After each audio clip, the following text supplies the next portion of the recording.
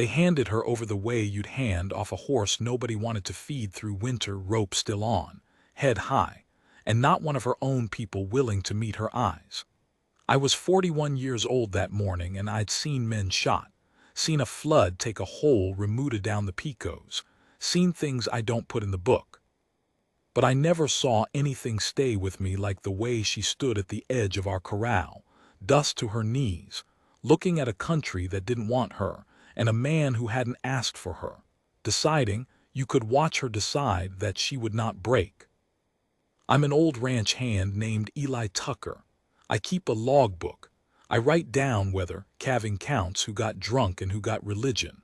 I am not a man who writes about feelings, on account of feelings don't brand cattle. But I'm going to tell you about Nadzei, and about the boss, and about the year the both of them taught me that the strongest thing a person can do is keep getting up when there's no good reason left to. Stay with me, it gets worse before it gets better. Most true things do. The morning she came, the well rope was frozen. That's the first thing I remember, and I remember it because I had my hands wrapped in burlap, swearing at a bucket, when Charlie Doss came hollering up from the south fence that there were riders on the wagon road, and one of them was Apache, and one of them was tied. Charlie always told you a thing in the order it scared him. He was 19 and scared of most everything, which made him a decent lookout and a terrible card player. I dropped the rope. I went and got Mr. Hollies. You want to understand the boss before you understand the rest, so here it is plain. August Hollies owned 40,000 acres along the Gila, ran better than 3,000 head, and had buried a wife and a daughter inside 18 months. The wife to a fever, the girl to the same fever a week behind her mother.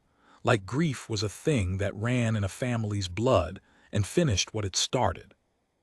After that he stopped going to church and stopped going to town and mostly stopped talking, and the ranch ran on his money and his foreman's mouth, and a kind of cold steadiness that I, personally, found easier to work for than warmth. Warm men change their minds. Cold men just want the work done. He came out onto the porch in his shirt sleeves, with the cold coming off the mountains, and watched the riders come up the road. And he did not say one word the whole time they crossed the last quarter mile. There were 3 of them. 2 were white traders I'd half met before, Prout and a fat one whose name I never bothered to keep. The third was the woman. She rode like she'd been born on a horse, which I'd later learned she more or less had, but her wrists were lashed to the saddle horn with a length of trade rope, the kind we buy by the spool, and somebody had wrapped a man's coat around her shoulders that didn't fit and didn't belong to her. Her face was, I want to get this right. People expect me to say she was beautiful. She was, but that's not the thing. The thing was that she was furious and frightened, and had clearly decided you would only be allowed to see the fury. She held that decision in her jaw the way a man holds a hand of cards against his chest. Prout did the talking. He always did. Hollies, he said, tipping his hat at the porch like this was a social call. Heard you might be in the market. In the market for what? Said Mr. Hollies. Not a question. He had a way of taking the question mark off the end of things. Prout got down off his horse, slow, easing his back. Times being what they are up north. San Carlos, the agency, you know how it's gone. There's families up there got nothing, got less than nothing. This one's people made an arrangement. Whose people? Her band, or what's left of it. Prout scratched under his collar. There's a young man wanted her, big man among them, or wants to be. Turned out she'd no interest in the match, made that real public, I hear, real humiliating for him, so. He spread his hands like the rest explained itself. Better she's somewhere else than somewhere he can find her. They sent word down the line a rancher might take her on. Cook, mend, whatever you need. Wife, if you're inclined. I was standing close enough to hear Charlie Doss make a small, disgusted sound, and close enough to hear Mr. Hollies say nothing at all, for a long time. The woman spoke first, not to him, to Prout, in English clear as a bell and bitter as alum. Tell him I am not a cow. Prout laughed, surprised. She talks, picked up English at the agency school, what she didn't burn down. He grinned at his own joke. Nobody else did. Mr. Hollies came down off the porch.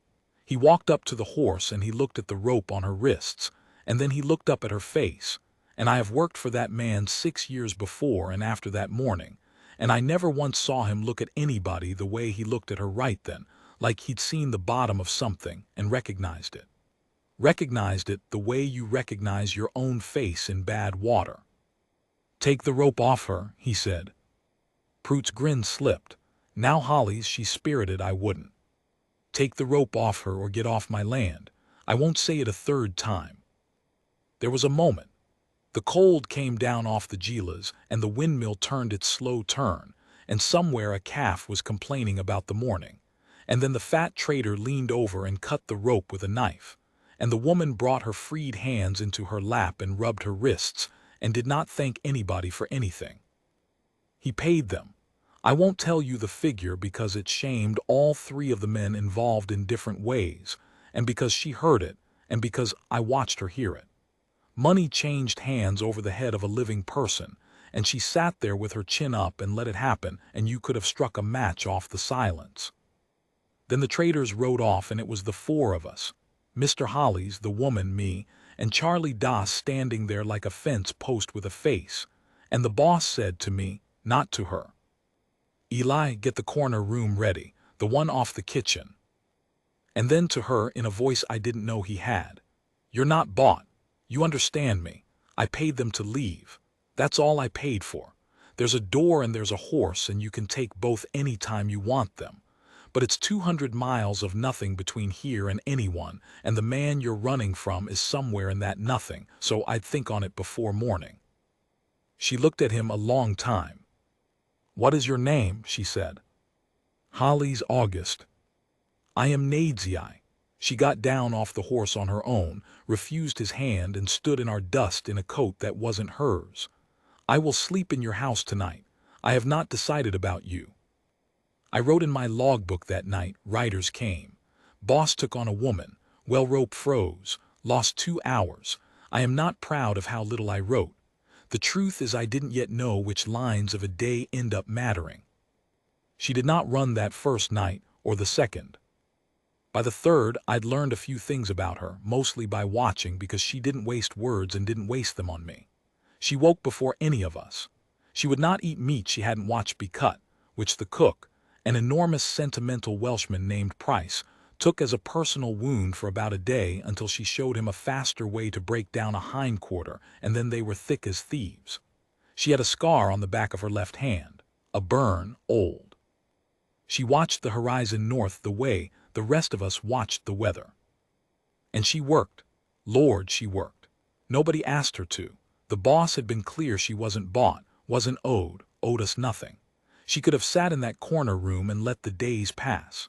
Instead, on the 4th morning, I came out to find her in the corral with the colt nobody could gentle, a leggy bay 2-year-old that had already cracked one of Charlie's ribs and put me on the ground twice, and she had it standing quiet with its nose against her chest, breathing into her cupped hands.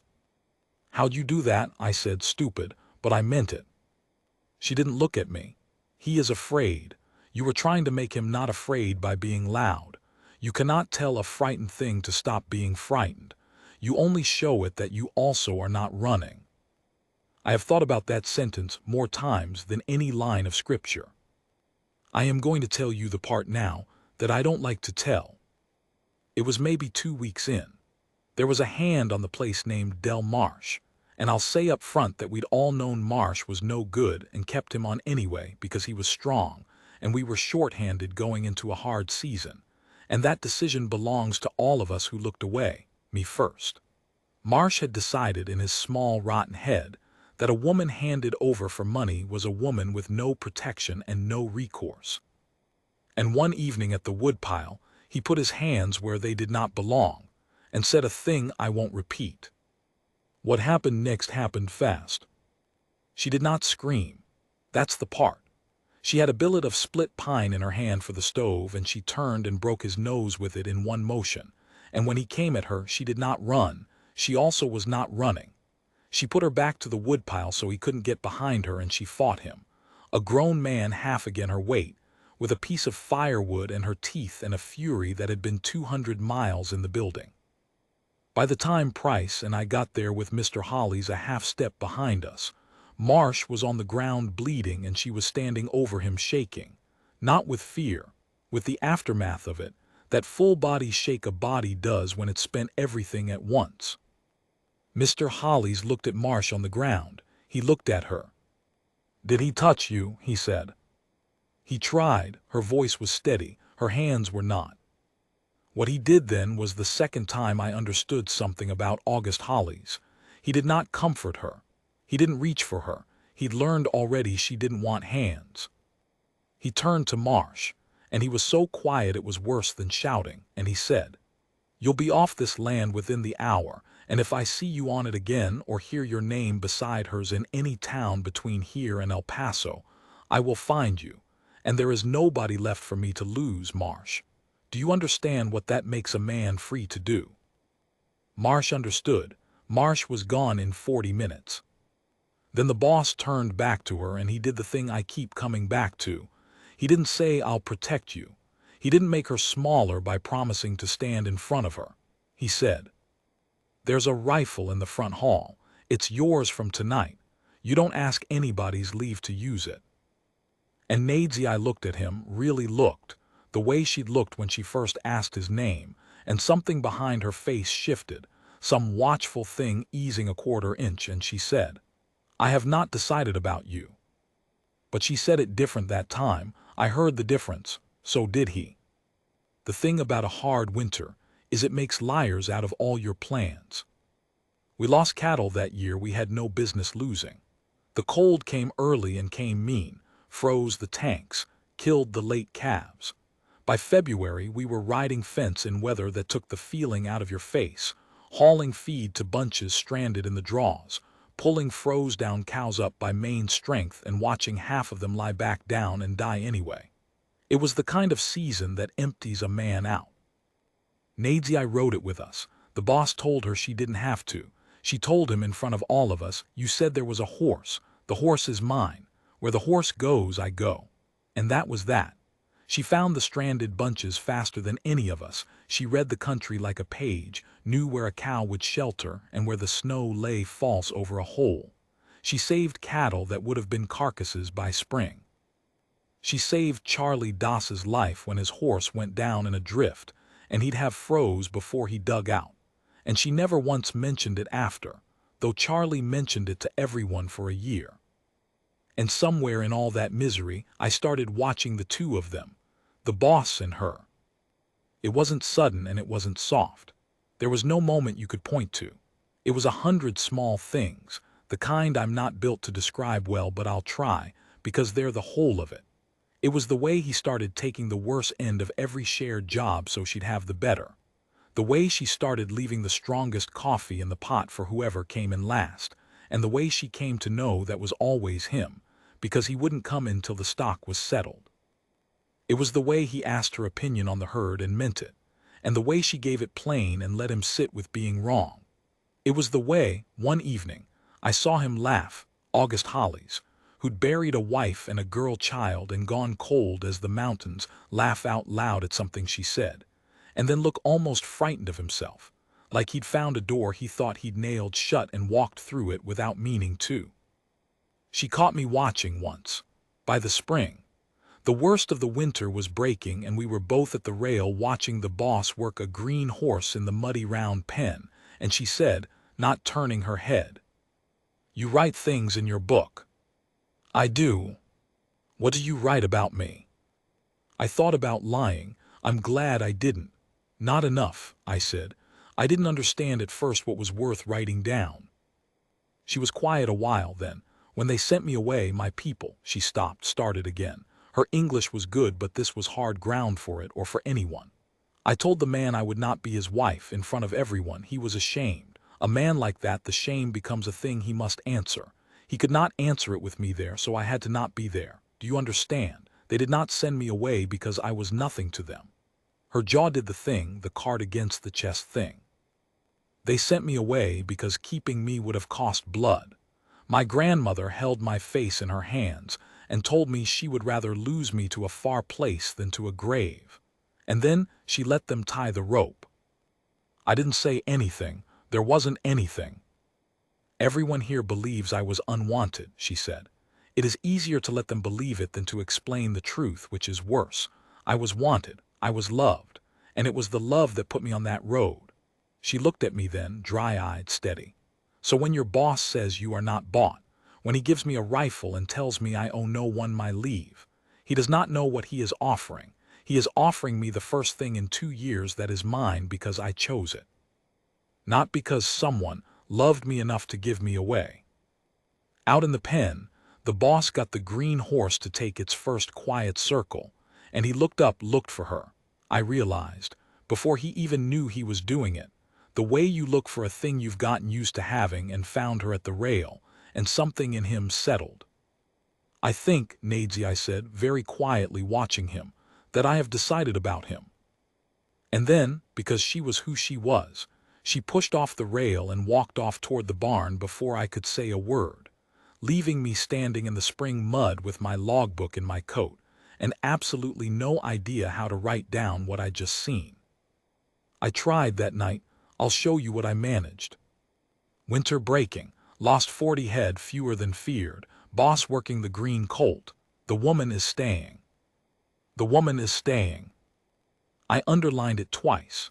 It was the truest line I'd written all year, and I still didn't know the half of what was coming.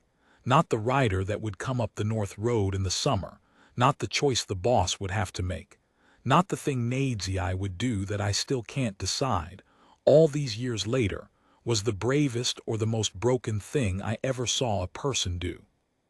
But that's the next part, and the well rope I should mention had thawed by then, small mercies. You learn to write those down too. The summer they married, the cottonwoods along the Gila went gold a month too early, and the old men in town said it meant a dry year coming. They were wrong about the year, but I've come to think the country knows things, and that it was trying to tell us something, and that none of us was built to listen. I should set it down plain, the marriage, because folks always want to know and I always disappoint them. There was no preacher. The nearest one was 4 days' ride and wouldn't have come anyway, not for that. There was no party. What there was on an evening in late June was this: August Hollies and Nadesy I standing in the yard at dusk, and the boss saying in front of me and Price and Charlie Doss and the 3 other hands we had by then, I'd like for her to stay, not as a hand, as my wife. If she'll have it. And Nadesy I saying, I will have it, but understand I am not coming to you because I have nowhere else. I have decided I have somewhere else. It is here, with you. There is a difference, and I will not let you forget it. And the boss saying, I'd never let you, and meaning it down to the floor. That was the wedding, Price cried. Price cried at most things. Charlie Doss got drunk on a bottle he'd been hiding since Christmas and proposed to his own horse. I wrote in my logbook, boss married the woman, good supper, dry summer coming, town says. And then underneath, because I was learning, she is happy. I have not seen this house happy before. Write it down. For a while, and it was a real while, near 11 months, it was the best place I ever worked or lived. The cold had gone out of August Hollies like a fever breaking. He laughed easy. He took on 2 more hands and let Charlie ride point, and stopped riding fence like he was punishing himself. Nadesy I made that house into a thing with a heartbeat. She planted a garden the agency school had never managed to beat out of her, squash and beans and corn in the 3 sisters' way, and she'd stand in it at dawn talking low in her own tongue to plants that came up greener than anything Price could coax. She and the boss would ride out together of an evening just to look at the country, no work in it, just looking. 2 people who'd each been to the bottom of grief and climbed out and found, to their own astonishment, somebody waiting at the top.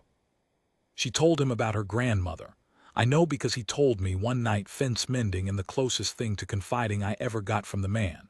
She carries it like a stone in her boot, he said. The way they sent her off, calls it love, won't call it a wound, but it's a wound, Eli. Her own people put her on that road. There's a part of her braced for it to happen again. Braced for me to be one more person who decides she's easier gone than kept. He drove a staple. I aim to be the thing that proves her wrong, however long it takes. I want you to hold on to that. Easier gone than kept. Because that's the whole of what came next, and the boss said it himself a year before he had to live it. The rider came up the North Road on a morning in May, and Charlie Doss saw him first, same as he'd seen the traders 2 years before, and Charlie came down off the rise white as a sheet. "There's a man on the road," he said. "Apache, alone. He's been sitting up on the bench since before light. Eli just sitting, watching the house." I went and got my glass and rode out to the rise and had a look, and Charlie was right. A single rider, well mounted, sitting his horse on the high bench a mile off where he could see the whole layout of the place, the house, the corrals, the garden, the woman in it. He wasn't hiding. That was the thing that turned my stomach. A man hiding, I understand. A man who sits in plain sight and lets you see him watching is a man telling you something. He's telling you he's not afraid of you, and he's telling you he can wait. I rode back and I didn't go to the boss first. I went to Nadzei in the garden, and I'll never forget it. She straightened up before I said a word, dirt on her hands, and she looked north, past me, like she'd felt it on her skin. "How long has he been there?" she said. "You know who it is." "How long, Eli?" "Since before light," Charlie says. She set down the trowel, very carefully, lined it up with the row like it mattered where it lay. Her hands had gone still in that way I'd learned to dread, the stillness that came before the storm in her broke loose, except this time the storm didn't come. What came instead was worse. What came was a kind of weary recognition, like a person who's heard a particular knock at the door their whole life and always knew it would come again. "His name is Clothla," she said. "He is the man I shamed, the man whose face I would not save by becoming his wife." She looked at her own hands, at the old burn scar. "He has spent 2 years and crossed 200 miles to do this, to sit on that hill and let me see him. He wants me to know he found me. He wants me to be afraid in this place where I stopped being afraid. That is the gift he rode all this way to give me." "I'll go run him off," I said. "Me and the boys right now." "No," sharp, then softer. "No, if you ride up there he will leave. And tomorrow he will be on a different hill, or the day after. You cannot run off a man who has already decided to wait. You will only teach him to wait better." She wiped her hands slowly on her apron. "I must tell August, before he hears it from you or from his own glass. This is mine to tell." She walked up to the house with her back straight and her chin up, the same walk she'd walked off the trader's horse 2 years before, and I understood I was watching a brave thing, and I understood I could not help with it. And those two understandings sitting together in a man's chest are an awful weight. What I'll tell you next, I had partly from the boss and partly from Nadzei in the years after, and partly I was there for, so forgive me if it runs together. Clothla did not come down off the bench that day, or the next. He camped up there in plain view, and at night you could see his fire, a small steady eye of orange on the dark slope, and the boss took to standing on the porch looking at it with the rifle across his arms, and Nadzei took to standing beside him, and the two of them would stand there in the dark not talking, 2 people braced. On the 3rd day, the boss had had enough of being watched on his own land, and he saddled up to ride out there himself, and Nadzei stopped him at the corral gate with a hand flat on his chest. "If you go up there as my husband," she said, "you make it a fight between 2 men over a woman, and I am the ground you fight on. I will not be ground. I have been ground." Her voice didn't rise. It never had to. "Let me think. There is a way through this that does not end with one of you in the dirt, but I have to find it, and you charging up that hill with your jaw set will close every door but the worst one. And here is the first hard thing about August Hollies, the thing I most respect and least understand." He got down off the horse. A man with 40,000 acres and a rifle and 3 years of grief looking for somewhere to land, and the woman he loved asked him to not act, to stand still while a man watched his house and his wife, and he did it. He got down. He let her think. I have known maybe 2 men in my life capable of that kind of stillness, and the boss was the second, and the first was a Quaker, and I never could decide if it was strength or the other thing. I've settled in my old age on strength. The hardest kind. The kind that costs. The way through that nadesy I found was not the one any of us expected. On the fourth morning before light, she took bread and dried meat and a skin of water, and she took no rifle. She left it on its pegs in the hall on purpose. I saw her leave it, and she walked up the north bench, alone, to Clothla's fire. The boss came out and found her gone and the rifle hanging there, and he made a sound I never heard a man make before or since, and he was on his horse bareback in about 4 seconds, and I grabbed his bridle, which is a thing you do not do to August Hollies, and I said the only true thing I had. She left the gun on purpose. She's telling you to trust her. If you ride up there now, you call her a liar in front of the both of them. Boss, boss, she knows what she's doing. We don't. Let her. He looked down at me with his whole face come apart, and for 1 second I thought he'd ride right over me, and then he didn't. He got down. Again. Twice in 2 days he got down off a horse for that woman against everything in his blood, and the second time was worse than the first, and we stood there at the corral, him and me, watching the bench, where 2 small figures sat at a small fire, for the longest 2 hours of my life. I don't know everything they said up there. Some of it she never told even him, but the shape of it she did tell, and it was this. She did not beg. She did not apologize for shamming him. She told me later she had nothing to apologize for and would not pretend she did, even to end it. What she did was harder. She sat down across his fire like a guest, which by the old ways made him a host, which by the old ways laid a thing on him too, an obligation, and she made him drink water from her skin and eat her bread, and then she talked to him not as the woman who'd refused him but as a daughter of the same broken country. She talked about the agency, about the families with nothing, about her grandmother holding her face, about what was being done to all of them, all their people in those years, and reader, plenty was being done, and none of it good, and I'll not pretend my own kind's hands were clean of it, because they weren't, mine included. She talked to him about the wound they shared, that all of them shared, and she asked him, "Is this the use you will make of your one life and your good horse? To carry an old shame 200 miles and lay it at the feet of a woman who only ever wanted to choose, when our people are dying for want of men who will choose something better to carry." I'm putting it finer than she did. She was plainer, but that was the bone of it. And Clothla, I have to be fair to a man I never spoke a word to. Clothla listened. Whatever he'd been when he rode south, 2 years of riding had worn something off him too, the way 2 years wear something off anybody. He sat with her till the sun was high, and then he said a thing she carried the rest of her life and told me only once. On a night near the end of things, with the firelight on her face. He said, "I did not ride here to kill anyone. I told myself I rode to take back my face. But I have been sitting on this hill for 4 days, and I have watched you in your garden, and I have watched the man on the porch watch you, and I think I rode here to see if you were happy, so that I could stop carrying you. I needed to see it with my own eyes to believe a thing could end without blood. You are happy. I see it. Now I can put you down." And then he stood up, and he kicked dirt over his fire, and he got on his good horse, and he rode north and out of all our lives, and he never once came down to the house.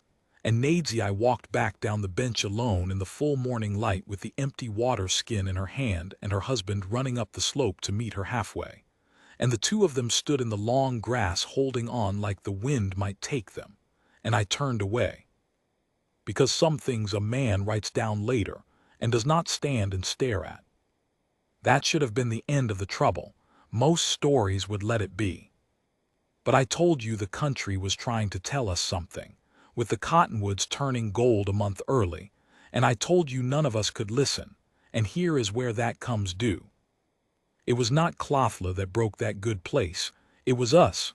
It was my own kind. Word had got around the country, you see, slow, the way word does, but sure, that August Hollies had an Apache wife. In the prosperous years nobody had said much. A rich man's business is a rich man's business. But that dry year the town men had warned about finally came, the one the gold cottonwoods had promised, and it came hard, and when men are scared and dry and watching their own herds shrink, they go looking for the reason, and they would rather it be a person than the sky. There'd been raids that summer up north, real ones, desperate ones, hungry people doing hungry things, and a freighter killed on the Mogollon Road. And the country was up in arms. And into that came the fact, repeated in every saloon between us and the territorial line, that Holly's the cattle king had married one of them, had taken one to his bed, was harboring, that was the word they used, harboring like she was a disease, like she was the drought itself. A man named Royce Tanner organized it. He was a small rancher north of us, bled out by the dry year, the kind of man who finds it easier to hate than to admit he's failing. And he got up a committee. They always call themselves a committee of 14 or 15 men. And one evening in August, they rode up the wagon road in the long gold light with torches they hadn't lit yet and rifles they had. And they stopped 100 yards off the house, and Tanner called out for Hollies. We were ready a little. The boss had heard the talk, had seen this coming the way she'd seen Clothla coming, felt it on his skin. He'd sent 2 of the newer hands to town that morning on a made-up errand because he didn't know which way they'd jump and wouldn't risk them either way. So it was the boss and me and Price and Charlie Doss and old Tom Begay, who I haven't mentioned and should have, a Navajo wrangler the boss had hired that spring who'd as soon die as run. 5 of us. And Nadzei. 6. Against 15. And the boss stepped out onto the porch with the rifle and he said, "Say your piece from there, Tanner, and then get off my land." And Tanner said the thing they'd all come to say, which I won't write in full because it doesn't deserve the ink, but the heart of it was, "Send the squaw out. Send her north where she belongs, and we'll forget you ever shamed your dead wife's memory. And if you don't, we'll burn you out and take her ourselves, and the law in this county will shake our hands for it." And he was right about the law. That's the part that still sits wrong in me after all these years. He was right. There was no badge in 200 miles that would have lifted a finger for an Apache woman in that year. The law was a thing that protected the men with the torches. The boss raised the rifle, and Nadzei put her hand on the barrel and pushed it down.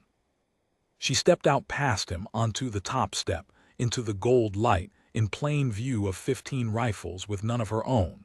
She'd left it inside again on purpose. I saw it leaning by the door, and she stood there small and straight with her chin up the way she'd stood the very first morning, dust to her knees, deciding not to break. "You will not burn this man's house for me," she said, not to the boss, to Tanner, loud and clear and steady. "Hear me, you will not, because I am going to make your choice for you." And then she said the thing that I have spent the rest of my life turning over.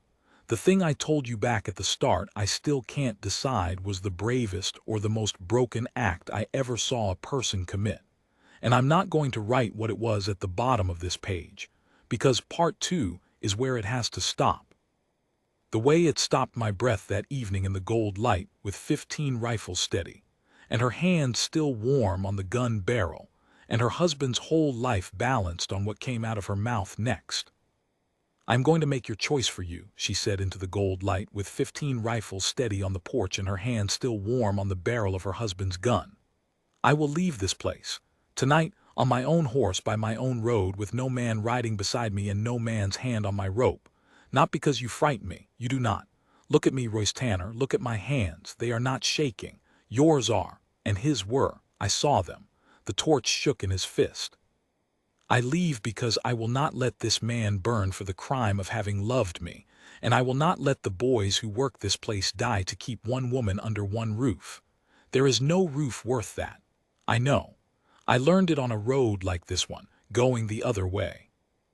The porch had gone so quiet I could hear the windmill turn. The boss said her name, just her name, Nadzei, the way a man says the only word he has left. She did not look at him. She knew if she looked at him she'd lose it, and she decided not to lose it in front of them, and Nadzei kept her decisions the way other people keep their hearts beating. She kept talking to Tanner, loud and even, so all 15 of them had to stand there and hear a thing they hadn't ridden up expecting to hear, which was a person. "But you will not touch me on my way out," she said. "You will not follow me, and you will not lay a hand on me, because if you do, any one of you, then this becomes the thing you came here pretending it already was. Right now you are 15 men running off one woman who is leaving willing. You can ride home and tell your wives you saved the county. But the second you reach for me, you are 15 men who murdered a woman walking away unarmed. And that is a thing that follows a man, Royce. That follows your children. I have seen what the dead can do to the living who killed them. I would not wish it on you. She let that sit. So, I have made it easy. I have made it so the worst men among you get exactly what they wanted and lose nothing and risk nothing. Take it. Take the easy thing. You are good at the easy thing. It was a cruel speech and a brilliant one, and every word of it was a lie wrapped around a truth, and I watched it work on them. I watched 15 men go from a mob to 15 separate uneasy souls in the space of a minute, because she'd done the one thing a mob can't survive. She'd made them each responsible. A mob is a thing with no face. She gave it 15 faces and made every one of them look at itself. Tanner tried to hold it, and we're just to trust you'll go and stay gone. You are to trust nothing, she said. I do not need your trust, I need your absence. Lower the torches, I will be gone before they'd have caught. And here is the thing I have to set down, even though it shames my whole kind to set it down. It was a younger man near the back, a boy really, maybe Charlie's age, who lowered his rifle first. Then the man beside him, not out of decency, I don't think, out of relief.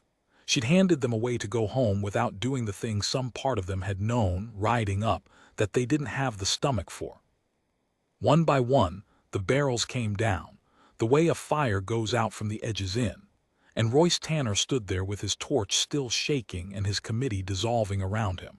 And at last, he wheeled his horse and spat in the dirt and said something about giving her till morning, as if the morning had been his idea, as if any of it had, and they rode off down the wagon road in the dark without ever lighting a single torch. And the moment the last of them dropped below the rise, Nadezi's legs went out from under her, and the boss caught her before she hit the boards. And she shook in his arms the way she'd shaken over Marsh at the woodpile 2 years before, the full-body shake of a person who has spent everything at once and has nothing left to hold themselves up with, and she said into his shirt, over and over, so quiet only he and I close by could hear it. I have to go, I have to go, I have to go. Not because she wanted to. Because she'd promised 15 men, and a promise was the only currency she had left that those men would honor, and she knew it, and it was killing her. The boss held her face in his 2 hands. And he said, and I want this remembered, because it is the bravest thing I ever heard a man say, braver than any speech under any rifle, he said. Then I'm coming with you. I argued with him. God forgive me, I argued. I stood in the barn at midnight while they saddled, and I said all the sensible things. 40,000 acres, 3,000 head, everything you built, everything you and your dead wife built. You walk off it tonight and Tanner and his kind carve it up by Christmas. You be giving up your whole life. And August Hollies looked at me over the back of his horse, cinching the latigo by lantern light, calm as I ever saw him, and he said, Eli, I buried a wife and I buried a daughter, and for a year and a half I had everything you just listed, and I would have traded all of it, the whole 40,000 acres, for one more morning with either of them. I learned the price of a thing. The land's not the life, she's the life. I'm not making the same trade twice. They sent her off to keep her safe, I said. Her own people, you heard her. They decided she was easier gone than kept. And now you. And now I'm deciding she's not. He pulled the cinch tight. Her grandmother gave her away because she loved her, and it was the only road she could see. I've got more roads than that old woman did. I've got a horse and money sewn in my coat and a wide country and no one left to lose but the one I'm taking with me. He looked at me, and there was something almost gentle in it. That's the difference I get to make, Eli. Not protecting her.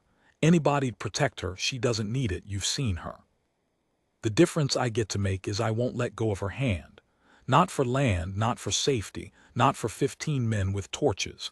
I'll let her choose everything else. The road, the pace, where we stop. But she's not riding out of here believing one more time that love is the thing that sends you away. Not while I'm breathing. I didn't have an answer for that. I still don't. I've had 30 years and I still don't. She came into the barn then with a bundle over her shoulder, dressed for hard travel, and she saw his horse saddled beside hers, and she stopped dead, and I watched her understand it. "No," she said. "August, no, the land, your people, you cannot." "It's done," he said. "Deeds in my coat, signed over to Tom Begay and Price and Eli, the three of them equal in case I don't write back to say otherwise. They can run it or sell it or burn it, I don't care which. It was never the thing, you're the thing." He held out his hand to her, across the lantern light, in the straw smell and the horse smell of that barn at midnight. "I told you the first morning there was a door and a horse, and you could take both any time. I never told you I'd hold the door for you and ride out it beside you.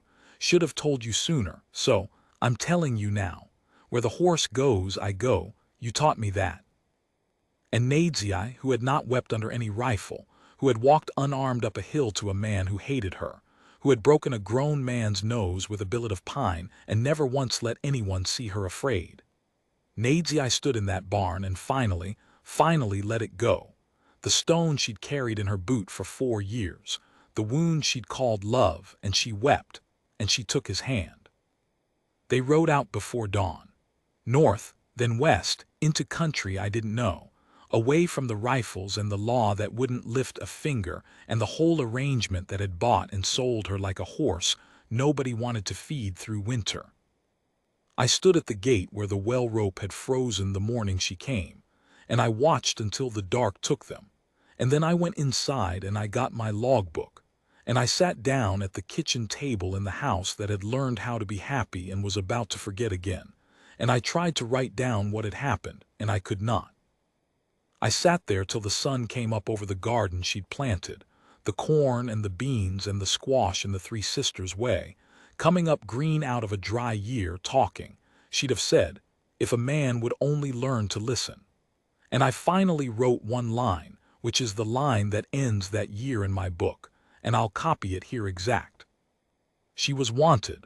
This time we let her go anyway, and it was the right thing, and it is the worst thing I ever helped do. I underlined wanted. I think I'd understood, finally, the thing she'd told me at the rail 2 springs before, that the cruelest road isn't the one the people who hate you put you on. It's the one the people who love you do, because they can't see another way through. Her grandmother had walked her to that road, and we'd walked her to this one, and both times it was love that did it, and that is the part I cannot make come out right no matter how many years I turn it over. I'd like to tell you I know how it ended for them. I half don't. We got 3 letters over the years. The boss wrote a plain hand. The first came from Colorado, 8 months on, and said only that they were well, that they'd taken work on a horse outfit under another name, that nobody up there knew or cared what she was, and that she'd planted a garden. He underlined garden. He'd learned that from me, I think, to underline the line that matters. The second came 2 years later from somewhere in Montana, and it said they'd done well enough to buy a small place of their own, nothing like the Gila spread, a few hundred acres, and that they ran horses now instead of cattle because she liked horses better, and what she liked was how he chose things now. And it said, I have it by heart, she is not braced anymore, Eli. That's the thing I wanted to tell you. She doesn't watch the North Road. She sleeps the whole night through. I did the one thing I set out to do. The third letter came a long time after the second, and it came in a hand I didn't know, a careful learned hand, the hand of someone schooled late and against their will and good at it anyway, and it was short, and it was from her. It said the boss had died in the winter. Pneumonia, quick in his own bed with her there, holding his face the way he'd held hers in the barn. It said he hadn't been afraid. It said, and this is the line, this is the one I underlined when I copied it, the way she and the boss and I all underlined the lines that mattered, the 3 of us, across all those miles and years, like it was a language we'd invented together, it said. He spent his whole life learning not to let go of my hand. At the end I told him it was all right. I told him he could let go now, that I had learned the difference between being let go and being abandoned, and that this was the first kind, and that I would carry it as the first kind. He let go. I want you to know I am not braced, Eli. I have somewhere else. I chose it. It was him. I keep that letter in the back of my logbook to this day. I'm an old man now. The Gila spread's long gone, Price and Tom and I ran it 5 years and then sold it and split the money 3 ways, and I bought a little place of my own, and I never married, and people in town think that's sad, and it isn't, and I can't explain to them why without telling the whole of this, which I never do. I take the letter out sometimes, on the cold mornings, when the well ropes froze and my hands won't work, and I'm tempted to think the world is only the hard things in it. I take it out and I read her careful learned hand, and I think about a woman handed over the way you'd hand off a horse nobody wanted, head high, rope still on, deciding in our dust that she would not break, and how she never did, not once, not under any rifle, and how the only thing in this whole world that ever brought her low was being loved by people who couldn't think of another way. And I think about the boss getting down off that horse. Twice. 3 times if you count the barn. Getting down against everything in his blood because she asked him to. Because the bravest thing a strong man ever does is hold still, and the bravest thing a loving man ever does is hold on. And August Holly somehow learned to do both in the same year, from the same woman who'd had to learn neither because she'd been born already knowing them and just needed, for once in her life, somebody to know them back. She'd be old now too if she's living, older than me. I don't know if she is. The third letter was the last, and that was a long time ago, and I never wrote to ask, because I think I'd rather not be told. I'd rather keep her the way I have her. Up north somewhere, in a small place she chose, with a garden coming up green out of whatever year it is, talking low to the corn at dawn the way she talked to that frightened colt the second morning I knew her. You cannot tell a frightened thing to stop being frightened. You only show it that you also are not running and not bracing and not watching the road and sleeping the whole night through. I never did learn to write down feelings. Feelings don't brand cattle. But I learned to underline the lines that matter, and I learned it from the 3 of us. And I think that's the same thing, or close enough, or as close as an old hand like me is ever going to get to it. The well ropes froze again this morning. I'm going to leave it a while.